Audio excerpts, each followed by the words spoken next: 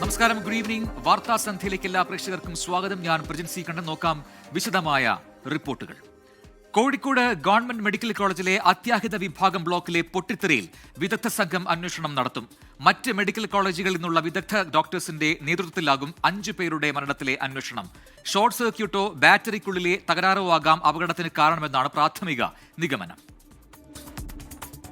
Kozhikode medical കോളേജിലെ അത്യാഹിത വിഭാഗം ബ്ലോക്കിലെ തീപിടുത്തത്തിൽ ആരോപണം ഉയർന്ന പശ്ചാത്തലത്തിലാണ് 5 പേരുടെയും മരണം മെഡിക്കൽ കോളേജുകളിലെ വിദഗ്ധ സംഘം അന്വേഷിക്കുന്നത്. പൊട്ടിത്തെറി നടന്ന UPS മുറിയിൽ PWD വിഭാഗം പരിശോധന നടത്തി. അപകട കാരണം ഷോർട്ട് സർക്യൂട്ട് എന്നാണ് പ്രാഥമിക റിപ്പോർട്ട് എന്നും ആരോഗ്യമന്ത്രി വീണ ജോർജ്. ഒന്നുകിൽ ഷോർട്ട് സർക്യൂട്ട് ആയിരിക്കാം, അല്ലെങ്കിൽ ബാറ്ററിക്കുള്ളിലെ ഇന്റേണൽ ആയിട്ടുള്ള എന്തെങ്കിലും പ്രശ്നങ്ങൾ കൊണ്ടായിരിക്കാം എന്നുള്ളതാണ്. 5 മരണങ്ങളാണ്. ഏതായാലും ഇത് സംബന്ധിച്ച് വിദഗ്ധമായിട്ടുള്ള ഒരു മെഡിക്കൽ സംഘം അന്വേഷിക്കുന്നതാണ്. സ്വകാര്യ ആശുപത്രികളിൽ കഴിയുന്നവരുടെ ചികിത്സാ ചെലവ് സംബന്ധിച്ച തീരുമാനം ഡോക്ടർമാർ അടങ്ങിയ സംഘത്തിന്റെ റിപ്പോർട്ട് പരിശോധിച്ച ശേഷമെന്നും മന്ത്രി പറഞ്ഞു. നമ്മുടെ ഈ 37 പേരാണല്ലോ മറ്റ് ഇടങ്ങളിൽ, അതിൽ 12 പേര് ജനറൽ ഹോസ്പിറ്റലാണ് ഉള്ളത്. അപ്പോൾ ഒരു ഡോക്ടേഴ്സിന്റെ ഒരു ടീം ഇത് എന്താണ് ഇവരുടെ സ്ഥിതി എന്നുള്ളത് മൊത്തത്തിലൊന്ന് പരിശോധിക്കാൻ പറഞ്ഞിട്ടുണ്ട്. അതെന്താണെന്ന് അവരുടെ റിപ്പോർട്ട് കിട്ടട്ടെ, എന്താണെന്ന് നമുക്ക് നോക്കാം. ഇക്കാര്യം സർക്കാർ ചർച്ച ചെയ്യുമെന്ന് മന്ത്രി PA മുഹമ്മദ് റിയാസും വ്യക്തമാക്കി. ആരോഗ്യമന്ത്രി വീണ ജോർജിന്റെ നേതൃത്വത്തിൽ ചേർന്ന യോഗത്തിൽ മന്ത്രി AK ശശീന്ദ്രൻ, ജില്ലാ collector Snehil Kumar Singh, medical college അധികൃതർ തുടങ്ങിയവർ പങ്കെടുത്തു.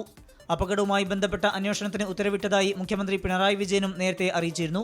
അതേസമയം 5 പേരുടെയും പോസ്റ്റ്മോർട്ടം നടപടികൾ പൂർത്തിയാക്കി മൃതദേഹം ബന്ധുക്കൾക്ക് വിട്ടു നൽകി. 24 കോഴിക്കോട്. കോഴിക്കോട് മെഡിക്കൽ കോളേജ് അത്യാഹിത വിഭാഗത്തിലെ പൊട്ടിത്തെറിയിൽ സർക്കാരിനെയും ആരോഗ്യമന്ത്രി വീണ ജോർജിനെയും കുറ്റപ്പെടുത്തി പ്രതിപക്ഷം. ഉത്തരവാദിത്തം ഏറ്റെടുത്ത് ആരോഗ്യമന്ത്രി രാജിവെക്കണം എന്നാണ് ആവശ്യം. എന്നാൽ രാഷ്ട്രീയ മുതലെടുപ്പിനുള്ള ശ്രമമാണ് പ്രതിപക്ഷത്തിന്റേത് എന്ന് CPIM ഇതിനോട് പ്രതികരിച്ചു. കോഴിക്കോട് മെഡിക്കൽ കോളേജിലുണ്ടായ അപകടത്തിൽ സർക്കാരിനെതിരെ രൂക്ഷ വിമർശനമാണ് പ്രതിപക്ഷം ഉന്നയിക്കുന്നത്. ജീവൻ രക്ഷിക്കേണ്ട സ്ഥാപനം, മലബാറിലെ ഏറ്റവും വലിയ ഒരു സർക്കാർ ആശുപത്രി മെഡിക്കൽ കോളേജിൽ ഇങ്ങനെ ദുരന്തം ഉണ്ടായപ്പോൾ അതിൻ്റെ ധാർമ്മിക ഉത്തരവാദിത്തം ഏറ്റെടുത്ത് മന്ത്രി രാജിവെക്കണം. വലിയൊരു അനാസ്ഥ അധികൃതരിൽ നിന്നുണ്ടായി എന്നുള്ളതിൻ്റെ കാര്യത്തിൽ യാതൊരു സംശയമില്ലാത്ത കാര്യമാണ്. അത്യാഹിതങ്ങൾ, ദുരന്തങ്ങളൊക്കെ ഉണ്ടാകുമ്പം അത് ഏത് രീതിയിൽ കൈകാര്യം ചെയ്യണം എന്നുള്ളതിനെക്കുറിച്ച് മെഡിക്കൽ കോളേജ് അധികാരികൾക്കോ ഗവൺമെൻറ്റിനോ ഒന്നും ഇപ്പോഴും യാതൊരു ധാരണയില്ല. വിഷയത്തിൽ സമഗ്ര അന്വേഷണം വേണമെന്ന് VD സതീശനും രമേശ് ചെന്നിത്തലയും ആവശ്യപ്പെട്ടു. ഉത്തരവാദിത്തം വീണ ജോർജ് ഏറ്റെടുക്കണമെന്നായിരുന്നു BJP നേതാവ് K സുരേന്ദ്രന്റെ പ്രതികരണം. കോഴിക്കോട്ടെ ദുരന്തത്തിന്റെ പശ്ചാത്തലത്തിൽ ആരോഗ്യമന്ത്രി ശ്രീമതി വീണ ജോർജ് രാജിവെക്കണം എന്നുള്ളതാണ് ജനങ്ങൾ ആഗ്രഹിക്കുന്നത്. ദുരന്തമുഖത്തും രാഷ്ട്രീയ മുതലെടുപ്പ് നടത്തുകയാണെന്നാണ് ആരോപണങ്ങൾക്ക് CPIM മറുപടി. വളരെ മോശമാണ്. നമ്മുടെ നാട്ടിൽ വിമാനാപകടം ഉണ്ടാകാറുണ്ട്, തീവണ്ടി അപകടം ഉണ്ടാകാറുണ്ട്, പല ദുരന്തങ്ങളും നമ്മുടെ നാട്ടിലുണ്ടാകാറുണ്ട്. ആ സന്ദർഭത്തിൽ ഒരിക്കലും മറ്റൊരു ഉദ്ദേശത്തോടുകൂടി ആക്ഷേപം ഉന്നയിക്കേണ്ട സമയമല്ല ഇപ്പോൾ. ആരോഗ്യമന്ത്രി വിളിച്ചു ചേർത്ത യോഗത്തിൽ ജനപ്രതിനിധികളെ വിളിക്കണമായിരുന്നുവെന്ന MK രാഘവൻ MPയുടെ ആക്ഷേപത്തിന് ആരെയും ക്ഷണിക്കേണ്ട മീറ്റിംഗ് അല്ല നടന്നതെന്നും സാങ്കേതിക വിഭാഗങ്ങളിലെ ജീവനക്കാരും മെഡിക്കൽ കോളേജ് അധികൃതരുമാണ് യോഗത്തിൽ പങ്കെടുത്തത് എന്നും ആരോഗ്യമന്ത്രി വീണ ജോർജിന്റെ വിശദീകരണം. സമീർ C മുഹമ്മദ്, 24 കോഴിക്കോട്. ഇപ്പോൾ ലഭിക്കുന്ന ഒരു പ്രധാനപ്പെട്ട വാർത്തയിലേക്കാണ്. ഇനി വാഴ്ത്തുപാട്ടിന് പിന്നാലെ മുഖ്യമന്ത്രി പിണറായി വിജയനെ കുറിച്ച് ഡോക്യുമെന്ററിയുമായി സെക്രട്ടേറിയറ്റിലെ CPIM സംഘടന. പിണറായി വിജയൻ ദ ലെജൻഡ് എന്നാണ് ഡോക്യുമെന്ററിയുടെ പേര്. 15 ലക്ഷം രൂപ ചെലവിട്ട് നിർമ്മിക്കുന്ന ഡോക്യുമെന്ററിയുടെ സ്വിച്ച് ഓൺ കർമ്മം മുഖ്യമന്ത്രി നിർവഹിക്കുമെന്ന് സംഘടനാ ഭാരവാഹികൾ പറയുന്നു. അതേസമയം ഇന്ന് ചേർന്ന സംഘടനാ കൗൺസിൽ യോഗത്തിൽ നിന്ന് ഒരു വിഭാഗം ഇറങ്ങിപ്പോയി. ശ്രീത്ത് തിരുവനന്തപുരത്തും ചേർന്ന് കൂടുതൽ വിവരങ്ങളുമായി. ശ്രീത്ത്, ഇപ്പോൾ വാഴ്ത്തുപാട്ടിന് പിന്നാലെയാണ് ഇപ്പോൾ ഇങ്ങനെ ഒരു ഡോക്യുമെന്ററി പുറത്തുവരാൻ പോകുന്നത്, അല്ലെങ്കിൽ അതിന്റെ നിർമ്മാണം നടക്കാൻ പോകുന്നത്. അത് CPIM സംഘടനകളാണ് തീരുമാനിക്കുന്നത് മനസ്സിലാക്കുന്നത്. പക്ഷേ ഈ യോഗത്തിൽ എന്താണ് ഭിന്നാഭിപ്രായം? അത് ഈ വിഷയത്തെ ചൊല്ലിയാണോ? അത് വ്യക്തമാണോ ശ്രീത്ത്? പ്രജിൻ, ചെമ്പടയുടെ കാവലാൾ ആയി മുഖ്യമന്ത്രി ചിത്രീകരിക്കുന്ന വാഴ്ത്തുപാട്ട് തയ്യാറാക്കിയത് CPIMന്റെ സെക്രട്ടേറിയറ്റിലെ സർവീസ് സംഘടനയായ കേരള സെക്രട്ടേറിയറ്റ് എംപ്ലോയീസ് അസോസിയേഷൻ ആയിരുന്നു. അതേ അസോസിയേഷൻ തന്നെയാണ് മുഖ്യമന്ത്രിയെ പ്രകീർത്തിച്ചുകൊണ്ടുള്ള പുതിയ ഡോക്യുമെൻ്ററിയും പുറത്തിറക്കാൻ പോകുന്നത്. മുഖ്യമന്ത്രിയെ പ്രകീർത്തിച്ചുള്ള ഡോക്യുമെൻ്ററിക്ക് 15 ലക്ഷം രൂപയാണ് ചെലവിടുന്നത്. ഇതിൻ്റെ സംവിധാനമായി നിയോഗിച്ചിരിക്കുന്ന സിനിമാ രംഗവുമായി ബന്ധപ്പെട്ട് പ്രവർത്തിക്കുന്ന നേമ സ്വദേശി അൽത്താഫിനെയാണ്. ഡോക്യുമെൻ്ററിയുടെ സ്വിച്ച് ഓൺ കർമ്മം ഈ മാസം 21-ന് സെൻട്രൽ സ്റ്റേഡിയത്തിൽ വെച്ച് നടക്കുന്നു. ആ സ്വിച്ച് ഓൺ കർമ്മം നിർവഹിക്കുന്നത് മുഖ്യമന്ത്രി പിണറായി വിജയൻ തന്നെയായിരിക്കും. അത് ഇന്നത്തെ ഈ അസോസിയേഷൻ്റെ കൗൺസിൽ യോഗത്തിൽ ഇതുമായി ബന്ധപ്പെട്ട നിർദ്ദേശം അവതരിപ്പിച്ച് പാസ്സാക്കിയിട്ടുണ്ട്. ഡോക്യുമെൻ്ററി നിർമ്മാണവുമായി വാഴ്ത്തുപാട്ടിന് പിന്നാലെ അസോസിയേഷൻ മുന്നോട്ട് പോവുകയാണ്. എന്നാൽ അസോസിയേഷനിൽ ഇതുമായി ബന്ധപ്പെട്ടല്ല തർക്കം. അസോസിയേഷനിൽ രണ്ട് ചേരികളായി തിരിഞ്ഞ് വലിയ തോതിലുള്ള തർക്കം നിലനിൽക്കുന്നുണ്ട്. നേരത്തെ ഈ തർക്കത്തിൻ്റെ ഭാഗമായി ചില CPM നേതൃത്വം ഇടപെട്ട യോഗങ്ങളൊക്കെ വിളിച്ച് ഒത്തുതീർപ്പാക്കാനുള്ള ശ്രമങ്ങൾ നടത്തിയിരുന്നു. എന്നാൽ ആ ഒത്തുതീർപ്പൊന്നും ഫലിച്ചില്ല. ഇന്നത്തെ AKG സെൻറ്ററിൽ നടന്ന അസോസിയേഷൻ്റെ കൗൺസിൽ യോഗത്തിൽ ഇന്ന് ഒരു വിഭാഗം ഇറങ്ങിപ്പോയി. ജനറൽ സെക്രട്ടറി KN അശോക് കുമാറിൻ്റെ നേതൃത്വത്തിലുള്ള വിഭാഗമാണ് ഇറങ്ങിപ്പോയത്. അശോക് കുമാറിനെ സംഘടനയുമായി സഹകരിക്കുന്നില്ല എന്ന് ചൂണ്ടിക്കാണിച്ച് അധ്യക്ഷൻ പി ഹനിയുടെ നേതൃത്വത്തിലുള്ള വിഭാഗം പുറത്താക്കിയിരുന്നു. ആ അജണ്ട വീണ്ടും യോഗത്തിൽ കൊണ്ടുവന്നതിനെതിരെയാണ് ഇന്ന് ഈ അശോക് കുമാർ നേതൃത്വത്തിലുള്ള വിഭാഗം ഇറങ്ങിപ്പോയത്. 50ഓളം പേര് ഇറങ്ങിപ്പോയി എന്നാണ് പറയുന്നെങ്കിലും സംഘടനയുടെ പ്രസിഡന്റ് ഹനി അത് സ്ഥിരീകരിക്കുന്നില്ല. 5-6 ആളുകൾ മാത്രമാണ് ഇറങ്ങിപ്പോയെന്നാണ് പറയുന്നത്. ഈ അസോസിയേഷൻ്റെ പ്രസിഡന്റ് ഹനി ഏകാധിപത്യമായി പെരുമാറുന്നു, അദ്ദേഹം നിരവധി പരാതികൾ പാർട്ടിക്ക് മുന്നിലുണ്ട് തുടങ്ങിയ കാര്യങ്ങളാണ് എതിർപക്ഷം ചൂണ്ടിക്കാണിക്കുന്നത്. പ്രജിൻ ആർ ശ്രീത്താണ് വിശദാംശങ്ങൾ നൽകിയത് തിരുവനന്തപുരത്ത് നിന്ന്. മറ്റു റിപ്പോർട്ടിലേക്ക്. പഹൽഗാമിൽ ഭീകരാക്രമണം നടത്തിയ ഭീകരരിൽ ഒരാൾ ശ്രീലങ്കയിലേക്ക് കടന്നുവെന്ന് സംശയം. ചെന്നൈയിൽ നിന്നും കൊളംബോയിലേക്ക് എത്തിയ ശ്രീലങ്കൻ എയർലൈൻസിന്റെ വിമാനത്തിൽ സൈന്യവും പോലീസും പരിശോധന നടത്തി. പരിശോധന ശ്രീലങ്കൻ എയർലൈൻസ് സ്ഥിരീകരിച്ചു. ചെന്നൈയിൽ നിന്ന് ഉച്ചയ്ക്ക് 11:59 കൊളംബോയിലെത്തിയ UL 122 നമ്പർ വിമാനത്തിലാണ് ഭീകരർക്കായി തെരച്ചിൽ നടത്തിയത്. ഇന്റലിജൻസ് വിഭാഗത്തിന്റെ നിർദ്ദേശത്തെ തുടർന്ന് നടത്തിയ പരിശോധന 3 മണിക്കൂറിലധികം നീണ്ടു. പിന്നാലെ പരിശോധന സ്ഥിരീകരിച്ച് ശ്രീലങ്കൻ എയർലൈൻസ് വാർത്താക്കുറിപ്പിറക്കി. ചെന്നൈ എയർപോർട്ട് അധികൃതരുടെ നിർദ്ദേശപ്രകാരം ഇന്ത്യ തേടുന്ന ഭീകരനായാണ് തെരച്ചിൽ നടത്തിയതെന്നാണ് വാർത്താക്കുറിപ്പിലുള്ളത്. ആരെങ്കിലും കസ്റ്റഡിയിലെടുത്തതായോ സംശയാസ്പദമായ എന്തെങ്കിലും കണ്ടെത്തിയതായോ വാർത്താക്കുറിപ്പിലില്ല. എന്നാൽ പഹൽഗാം ഭീകരാക്രമണത്തിൽ പങ്കുള്ള 6 പേർക്ക് വേണ്ടിയായിരുന്നു തെരച്ചിലെന്ന് ശ്രീലങ്കൻ പോലീസ് വക്താവ് പറഞ്ഞതായി റിപ്പോർട്ടുകളുണ്ട്. ഇവർ ചെന്നൈയിലെത്തിയിരുന്നു എന്ന സൂചന ശക്തിപ്പെടുത്തുന്നതാണ് ഈ റിപ്പോർട്ട്. പഹൽഗാം ഭീകരാക്രമണത്തിന് പിന്നാലെ ബന്ദാരനായികെ അന്താരാഷ്ട്ര വിമാനത്താവളത്തിൽ ഏർപ്പെടുത്തിയ പരിശോധന ശക്തമാക്കാൻ തീരുമാനിച്ചിട്ടുണ്ട്. 24 ചെന്നൈ. ഇപ്പോൾ കോഴിക്കോട് മെഡിക്കൽ കോളേജിലെ സംഭവവുമായി ബന്ധപ്പെട്ട് അതിലെ മരിച്ച ആൾക്കാരുടെ പോസ്റ്റ്മോർട്ടം റിപ്പോർട്ട്, അതിന്റെ പ്രാഥമിക റിപ്പോർട്ട് ഇപ്പോൾ പുറത്തുവരുന്നു. 3 പേരുടെ മരണകാരണം ഹൃദയാഘാതം എന്നാണ് ഇപ്പോൾ ഈ പ്രാഥമിക പോസ്റ്റ്മോർട്ടം റിപ്പോർട്ടിൽ പറയുന്നത്. പുക ശ്വസിച്ചല്ല ആ മരണം എന്നാണ് അങ്ങനെ വായിക്കേണ്ടത്. പ്രാഥമിക റിപ്പോർട്ട് മാത്രമാണ് ഇപ്പോൾ പുറത്തു വന്നിരിക്കുന്നത്. 3 പേരുടെ മരണകാരണം ഹൃദയാഘാതം എന്നാണ് മനസ്സിലാക്കാൻ കഴിയുന്നത്. കൂടുതൽ വിവരങ്ങൾ അല്പസമയത്തിനകം ലഭ്യമാക്കും എന്ന് മനസ്സിലാക്കാൻ കഴിയുന്നു. ഇതിൽ നേരത്തെ തന്നെ അത്തരത്തിൽ ഈ പരിശോധന റിപ്പോർട്ട് വന്നാൽ, ഈ പോസ്റ്റ്മോർട്ടം റിപ്പോർട്ട് വന്നാൽ മാത്രമേ എന്താണ് മരണകാരണം വ്യക്തമാകുകയുള്ളൂ, അതിനുശേഷം മാത്രമേ മറ്റ് നടപടികളിലേക്ക് കടക്കാൻ കഴിയൂ എന്ന് ആരോഗ്യമന്ത്രി ഉൾപ്പെടെ പറഞ്ഞതാണ്. ഇപ്പോൾ അതിന്റെ പ്രാഥമിക പോസ്റ്റ്മോർട്ടം റിപ്പോർട്ട് വരുമ്പോൾ 3 പേരുടെ മരണകാരണം ഹൃദയാഘാതം എന്നാണ് മനസ്സിലാക്കാൻ കഴിയുന്നത്. വീണ്ടും പഹൽഗാമുമായി ബന്ധപ്പെട്ട റിപ്പോർട്ടിലേക്ക്. പഹൽഗാം ഭീകരാക്രമണത്തിൽ പാകിസ്ഥാനെതിരെ കൂടുതൽ നടപടികളുമായി ഇന്ത്യ. പാകിസ്ഥാനുമായുള്ള പോസ്റ്റൽ സർവീസും വ്യാപാര ബന്ധവും നിർത്തിവച്ചുള്ള നടപടികളിലേക്കാണ് ഇന്ത്യ കടന്നത്. ഭീകരർക്കെതിരെ ശക്തമായ നടപടിയെടുക്കുമെന്ന് പ്രധാനമന്ത്രി നരേന്ദ്രമോദി ആവർത്തിച്ചു. ജമ്മുകശ്മീർ മുഖ്യമന്ത്രി ഒമർ അബ്ദുള്ള പ്രധാനമന്ത്രിയുമായി കൂടിക്കാഴ്ച നടത്തുകയാണ്. പാകിസ്ഥാനുമായി നേരിട്ടും അല്ലാതെയുമുള്ള കയറ്റുമതിയും ഇറക്കുമതിയുമാണ് നിർത്തിവെച്ചത്. ദേശീയ സുരക്ഷയും പൊതുനിയമവും കണക്കിലെടുത്താണ് നടപടി. പാക് പതാക വെച്ച കപ്പലുകൾക്ക് ഇന്ത്യൻ തുറമുഖങ്ങളിൽ വിലക്കേർപ്പെടുത്തി. ഇന്ത്യൻ പതാക വെച്ച കപ്പലുകൾ പാകിസ്ഥാൻ തുറമുഖങ്ങളിൽ പ്രവേശിക്കരുതെന്നും നിർദ്ദേശമുണ്ട്. പാകിസ്ഥാനുമായുള്ള എല്ലാവിധ പോസ്റ്റൽ പാർസൽ സർവീസുകളും ഇന്ത്യ അവസാനിപ്പിച്ചു. വ്യോമമാർഗമോ കരമാർഗമോ പോസ്റ്റൽ പാർസൽ സർവീസുകൾ ഇനി ഉണ്ടാകില്ല. ഭീകരതയ്ക്കെതിരെ നടപടിയെടുക്കാൻ പ്രതിജ്ഞാബദ്ധമെന്ന് പ്രധാനമന്ത്രി. पहलगाम में हुए आतंकी हमले में मारे गए लोगों के प्रति राष्ट्रपति लॉरेंसो और अंगोला की संवेदनाओं के लिए मैं उनका आभार व्यक्त किया. ഇന്ത്യൻ നടപടികളിൽ പാകിസ്ഥാൻ പരിഭ്രാന്തിയിലാണ്. 2 മാസത്തേക്ക് ആവശ്യമായ ഭക്ഷണം സംഭരിക്കാൻ താമസക്കാർക്ക് പാക് അധീന കശ്മീരിലെ ഭരണകൂടം നിർദ്ദേശം നൽകി. നിയന്ത്രണ രേഖയ്ക്ക് സമീപമുള്ള ശാഖകൾ പാകിസ്ഥാൻ ബാങ്കുകൾ അടച്ചുപൂട്ടി. 50 ഇടങ്ങളിൽ യുദ്ധ സൈറനുകൾ സ്ഥാപിച്ചു.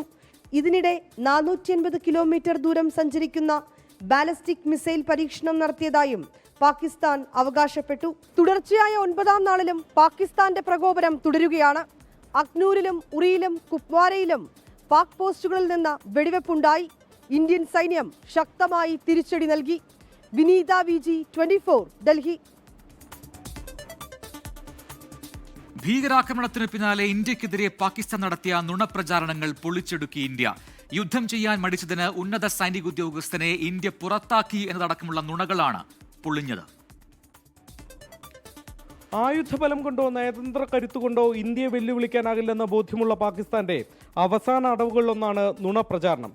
ഇന്ത്യൻ സൈനികരുടെ മനോവീര്യം കെടുത്താനാകുമോ എന്നാണ് നോക്കുന്നത്. പക്ഷേ പാക് നുണകൾക്ക് പോലും അധികം ആയുസില്ല. Defence intelligence director general lieutenant general DS റാണയെ പുറത്താക്കിയെന്നാണ് പാക് മാധ്യമങ്ങൾ പറഞ്ഞു പരത്തിയ ആദ്യ നുണ. കാലാപാനിയിലേക്ക് അയച്ചെന്നാണ് പാക് സൈബർ പോരാളികളുടെ പരിഹാസം. എന്നാൽ തന്ത്രപ്രധാനമായ ആൻഡമാൻ നിക്കോബാർ കമാൻഡിന്റെ കമാൻഡർ ഇൻ ചീഫായി അദ്ദേഹത്തെ പ്രൊമോട്ട് ചെയ്തതാണ് യാഥാർത്ഥ്യം. ലഫ്റ്റനന്റ് ജനറൽ സുജീന്ദ്ര കുമാറിനെ നോർത്തേൺ കമാൻഡിൽ നിന്ന് പുറത്താക്കിയെന്നത് അടുത്ത നുണ. 4 പതിറ്റാണ്ട് നീണ്ട സേവനത്തിനൊടുവിൽ ഏപ്രിൽ 30 അദ്ദേഹം വിരമിച്ചെന്നതാണ് നേര്. നേരത്തെ തന്നെ എല്ലാവർക്കും അറിയാവുന്ന കാര്യവും ഇതാണ്. യുദ്ധം ചെയ്യാൻ മടിച്ചതിന് എയർ മാർഷൽ SP ധൻഖറിനെ പുറത്താക്കിയെന്നത് അടുത്ത നുണ. അദ്ദേഹവും സർവീസ് പൂർത്തിയാക്കി ഏപ്രിൽ 30 വിരമിച്ചതാണ്. വിരമിച്ചവരാവട്ടെ എല്ലാ ആദരവും സ്വീകരിച്ചാണ് സൈനിക സേവനം അവസാനിപ്പിച്ചത്. നുണ പ്രചരിപ്പിക്കുന്ന പാക് മാധ്യമങ്ങളെയും സമൂഹ മാധ്യമ അക്കൗണ്ടുകളെയും ഇന്ത്യയിൽ പൂട്ടുകയാണ് കേന്ദ്രം. 24 ഡൽഹി. ഇനി നേരത്തെ സൂചിപ്പിച്ച വാർത്തയിലേക്കാണ്. കോഴിക്കോട് മെഡിക്കൽ കോളേജിലെ അത്യാഹിത വിഭാഗം ബ്ലോക്കിലെ 3 പേർ മരിച്ചത് ഹൃദയാഘാതത്തെ തുടർന്നെന്ന് പ്രാഥമിക പോസ്റ്റ്മോർട്ടം റിപ്പോർട്ട് പുറത്തുവന്നിരിക്കുന്നു. ദീപക് ധർമ്മടം കോഴിക്കോട് ഒന്ന് ചേരുന്നു കൂടുതൽ വിവരങ്ങളുമായി. ദീപക്, കഴിഞ്ഞ ദിവസം ഉണ്ടായ തീപിടുത്തമാണ് അല്ലെങ്കിൽ പുക ശ്വസിച്ചാണ് മരിച്ചത് എന്ന ആരോപണമൊക്കെ നേരത്തെ ഉയർന്നിരുന്നു. ഇപ്പോൾ പ്രാഥമിക പോസ്റ്റ്മോർട്ടം വരുമ്പോൾ 3 പേരുടെ മരണം അത് പുക ശ്വസിച്ചല്ല, ഹൃദയാഘാതമാണ് കാരണമെന്ന് മനസ്സിലാക്കുന്നുണ്ട്. എന്താണ് മറ്റു വിവരങ്ങൾ? ഔദ്യോഗികമായി ഇപ്പോൾ പോസ്റ്റ്മോർട്ടം റിപ്പോർട്ട് പുറത്തുവിട്ടിട്ടില്ല. പക്ഷേ പോലീസിന് മെഡിക്കൽ കോളേജിൽ നിന്നുള്ള പ്രാഥമികമായ പോസ്റ്റ്മോർട്ടം വിവരങ്ങൾ കൈമാറി കഴിഞ്ഞു. അതിൽ ഗംഗാധരൻ, ഗോപാലൻ, സുരേന്ദ്രൻ ഈ 3 പേരുടെ പോസ്റ്റ്മോർട്ടം റിപ്പോർട്ടുകളുടെ വിശദാംശങ്ങളാണ് പുറത്തു വന്നത്. അതിൽ ഏറ്റവും പ്രധാനപ്പെട്ട കാര്യം ഈ പുക ശ്വസിച്ച് മരണപ്പെടാനുള്ള സാധ്യത കൂടുതലാണ്. പക്ഷേ എന്നാൽ പോസ്റ്റ്മോർട്ടം റിപ്പോർട്ടിൽ ഇതുവരെ അങ്ങനെ ഒരു കണ്ടെത്തലില്ല. മാത്രവുമല്ല, ഇതിൽ മറ്റൊരു കാര്യമുള്ളത്, ഹൃദയാഘാതത്തെ തുടർന്നാണ് ഗംഗാധരൻ മരിച്ചത്, അതുപോലെ ഗോപാലൻ മരിച്ചത് എന്ന് കൃത്യമായി വ്യക്തമാക്കിയിട്ടുണ്ട്. മറ്റൊന്ന്, സുരേന്ദ്രന്റെ കാര്യത്തിൽ നേരത്തെ തന്നെ പൾസില്ലായിരുന്നു. അതായത് സുരേന്ദ്രൻ മരിച്ചു എന്ന് കണ്ടെത്താൻ വൈകി എന്നുള്ള നിലയിലുള്ള സൂചനകളാണ് ലഭിക്കുന്നത്. അതായത് പ്രാഥമികമായ നിഗമനത്തിൽ ഈ ഓക്സിജൻ കിട്ടാതെ പുക ശ്വസിച്ചു മരിച്ചു എന്നുള്ള ആരോപണത്തെ പൂർണ്ണമായും തള്ളുന്ന വിവരങ്ങളാണ് പോസ്റ്റ്മോർട്ടം റിപ്പോർട്ടിലൂടെ വന്നിരിക്കുന്നത്. പ്രജിൻ, കൊല്ലം കുന്നിക്കോട് വാക്സിൻ എടുത്തിട്ടും പേവിഷബാധ സ്ഥിരീകരിച്ച 7 വയസ്സുകാരിയുടെ നില ഗുരുതരം. തിരുവനന്തപുരം SAT ആശുപത്രിയിൽ വെന്റിലേറ്ററിലാണ് പെൺകുട്ടി. വാക്സിൻ എടുത്തതിലും ഞരമ്പുകളിൽ കടിയേറ്റാൻ അപകട സാധ്യത കൂടുതലാണെന്ന് SAT സൂപ്രണ്ട് അറിയിച്ചു. കഴിഞ്ഞ മാസം 8-ാം തീയതിയാണ് കൊല്ലത്ത് വീട്ടുമുറ്റത്ത് നിൽക്കുമ്പോൾ കുട്ടിക്ക് തെരുവുനായുടെ കടിയേറ്റത്. ഉടൻ തന്നെ ആശുപത്രിയിലെത്തിച്ച് പ്രാഥമിക ചികിത്സ നൽകി. വാക്സിനും ആരംഭിച്ചു. വാക്സിൻ അവസാന ഡോസ് എടുക്കുന്നതിന് മുൻപ് പനി ആരംഭിച്ചു. തുടർന്ന് SAT ആശുപത്രിയിൽ എത്തിച്ച ശേഷമാണ് പേവിഷബാധ സ്ഥിരീകരിച്ചത്. ടെമ്പറേച്ചർ കൂടിയിട്ട് ഞാൻ മെഡിസിറ്റി തന്നെ കൊണ്ടുപോയി. അപ്പോൾ ഡോക്ടർ മുറിവിൽ നോക്കിയിട്ട് പറഞ്ഞു കുഴപ്പമൊന്നുമില്ല, മുറിവെല്ലാം കരിഞ്ഞിരിക്കുന്നു എന്ന് പറഞ്ഞു. അവളെ സ്ഥിരം കാണിക്കുന്ന പുനലൂർ ഇപ്പോൾ വിജയ ജൂബിലി രാജൻ ജോർജ് സാറിനെ കൊണ്ട് കാണിച്ചു. സാറ് പറഞ്ഞു പട്ടി കടിച്ചതാണ്, അപ്പോൾ റിസ്ക് എടുക്കട്ടെ, SATയിലേക്ക് ഇന്ന് തന്നെ പോകാൻ പറഞ്ഞു. അപ്പോൾ 1-ാം തീയതി ഉച്ചയോടെ ഞങ്ങൾ ഇവിടെ എത്തി. SAT ആശുപത്രിയിൽ ചികിത്സയിലുള്ള കുട്ടിയുടെ ആരോഗ്യനില ഗുരുതരമായി തുടരുകയാണ്. പേവിഷബാധ തടയാനുള്ള വാക്സിൻ എടുത്തിട്ടും വിഷബാധ ഏറ്റത് വാക്സിൻ ഫലപ്രദമല്ലാത്തത് കൊണ്ടല്ലെന്നും ആശുപത്രി അധികൃതർ. ഇപ്പം കടിക്കുന്ന സമയത്ത് ഇതിൻ്റെ പല്ലുകൾ ഡയറക്റ്റ് ഞരമ്പിൽ പറ്റുകയാണെങ്കിൽ വൈറസ് ഡയറക്റ്റ് ഞരമ്പിൽ കൂടെ തന്നെ അപ്പോൾ തന്നെ സഞ്ചരിച്ചു തുടങ്ങും. അങ്ങനെയുള്ളൊരു സിറ്റുവേഷൻ വരുമ്പോൾ നമ്മുടെ വാക്സിൻ എത്രത്തോളം അതിനകത്ത് പ്രൊട്ടക്റ്റീവ് ആകുമെന്നുള്ളത് നമുക്ക് പറയാൻ പറ്റില്ല. കുട്ടിയുമായി സമ്പർക്കത്തിലുണ്ടായിരുന്നവർ പ്രതിരോധ വാക്സിൻ എടുക്കണമെന്നും ആരോഗ്യവകുപ്പ് നിർദ്ദേശിച്ചു. കുട്ടിയെ കടിച്ച തെരുവുനായ ചത്തു. 24 തിരുവനന്തപുരം. വാക്സിൻ എടുത്ത ശേഷവും പേവിഷബാധയേറ്റുള്ള മരണം പത്തനംതിട്ടയിലും. കഴിഞ്ഞ മാസം 9-ന് 13-കാരി മരിച്ചത് പേവിഷബാധയെ തുടർന്നാണെന്ന് സ്ഥിരീകരിച്ചു. പത്തനംതിട്ട പുല്ലാട് സ്വദേശിനി ഭാഗ്യലക്ഷ്മിയാണ് മരിച്ചത്. ആരോഗ്യവകുപ്പിന് വീഴ്ച പറ്റിയെന്ന് പെൺകുട്ടിയുടെ പിതാവ് 24-നോട് പറഞ്ഞു. നാരങ്ങാനത്തെ അമ്മ വീട്ടിൽ വെച്ച് ഡിസംബർ 13-നാണ് ഭാഗ്യലക്ഷ്മിക്ക് നായയുടെ കടിയേറ്റത്. തുടർന്ന് കോഴഞ്ചേരി ജില്ലാ ആശുപത്രിയിൽ ചികിത്സ തേടി. പ്രതിരോധ വാക്സിനും എടുത്തു. എന്നാൽ ഏപ്രിൽ മാസം ആദ്യം അസ്വസ്ഥതകൾ പ്രകടിപ്പിച്ച പെൺകുട്ടി ഏപ്രിൽ 9-ന് കൊച്ചിയിലെ സ്വകാര്യ ആശുപത്രിയിൽ മരിച്ചു. സംഭവത്തിൽ ആരോഗ്യവകുപ്പിനും പഞ്ചായത്ത് അധികൃതർക്കും വീഴ്ച പറ്റിയെന്നും കുട്ടിയെ കടിച്ച 3-ാം നാൾ പട്ടി ചത്തിട്ടും ആരും തിരിഞ്ഞു നോക്കിയില്ലെന്നും പിതാവ്. കുഴിഞ്ചേരി കൊണ്ടുവന്ന് മുറിവിനും ഇഞ്ചക്ഷൻ എടുത്തതാണ്, അല്ലാതെ 4 ഇഞ്ചക്ഷൻ വേറെ ഉള്ളത് എല്ലാം പൂർത്തിയാക്കി. ഇപ്പം 4ാമത്തെ മാസം നടന്നുകൊണ്ടിരിക്കുമ്പോഴാണ് കുഞ്ഞിന് ഈ അസ്വസ്ഥത ഉണ്ടാകുന്നതും 9-ാം തീയതി രാവിലെ 9:22 ആയപ്പോൾ കുഞ്ഞ് മരിച്ചു. ഏപ്രിൽ 9-ന് കുഞ്ഞ് മരിച്ചു.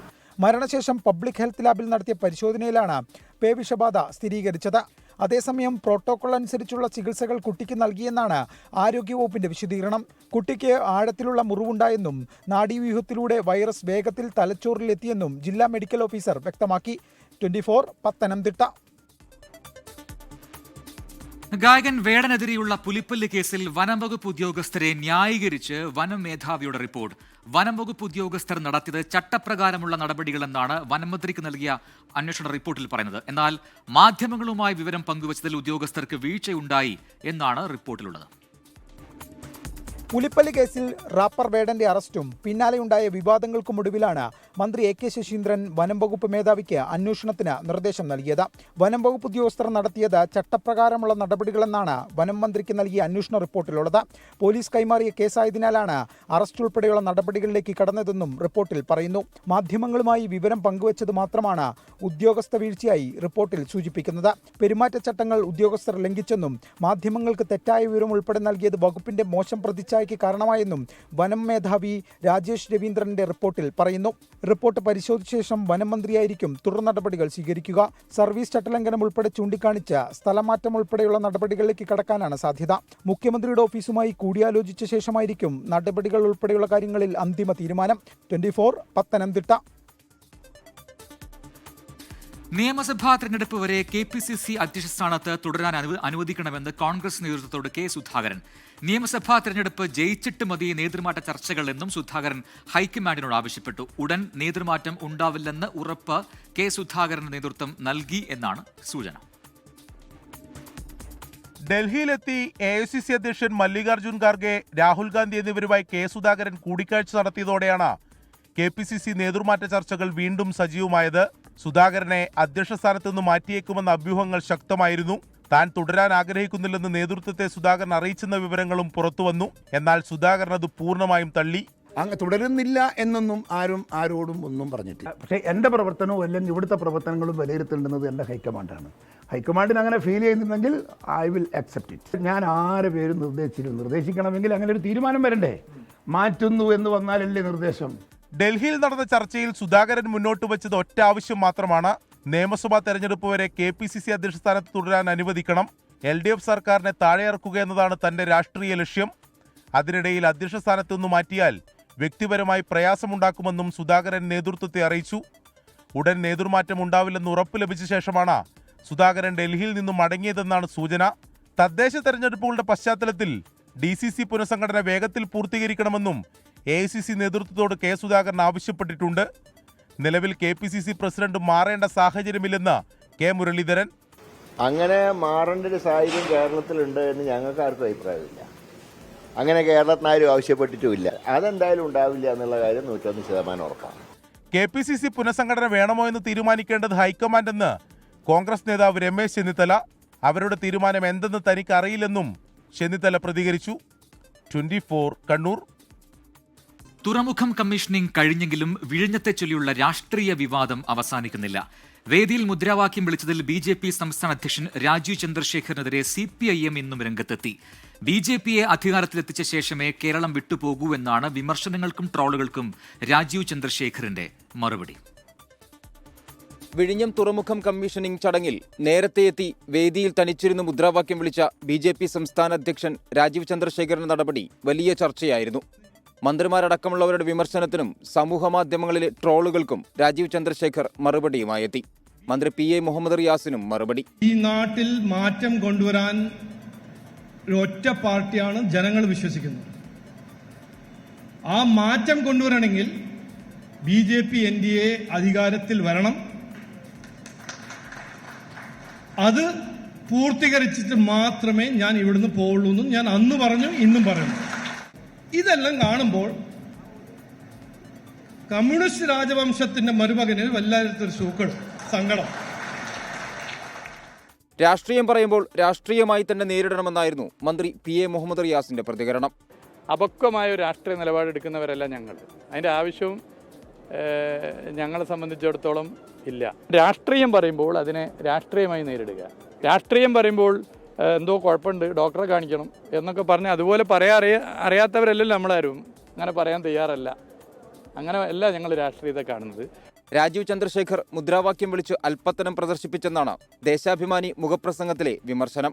പിണറായി ഭാവനാശാലിയായ രാഷ്ട്രതന്ത്രജ്ഞനാണെന്നും ചടങ്ങിൽ പങ്കെടുക്കാത്ത പ്രതിപക്ഷ നേതാവിൻ്റെത് സങ്കുചിത രാഷ്ട്രീയമെന്നും ദേശാഭിമാനി മുഖപ്രസംഗത്തിൽ പറയുന്നു.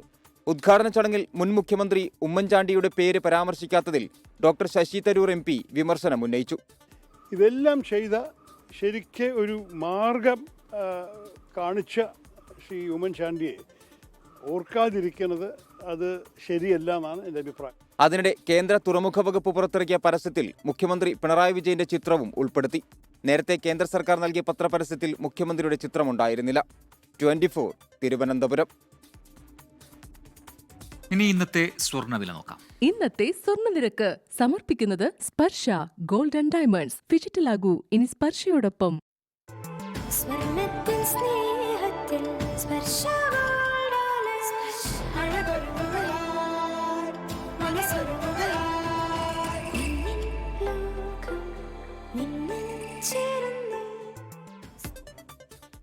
കാലാവസ്ഥാ റിപ്പോർട്ട്.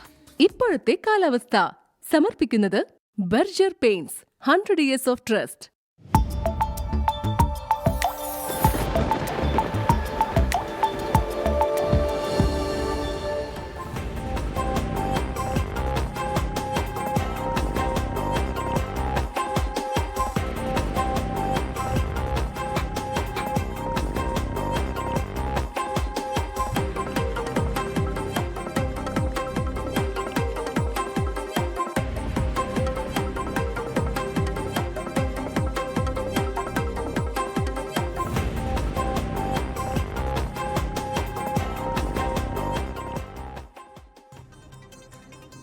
ഇതോടെ വാർത്താസന്ധ്യ പൂർത്തിയാവുന്നു.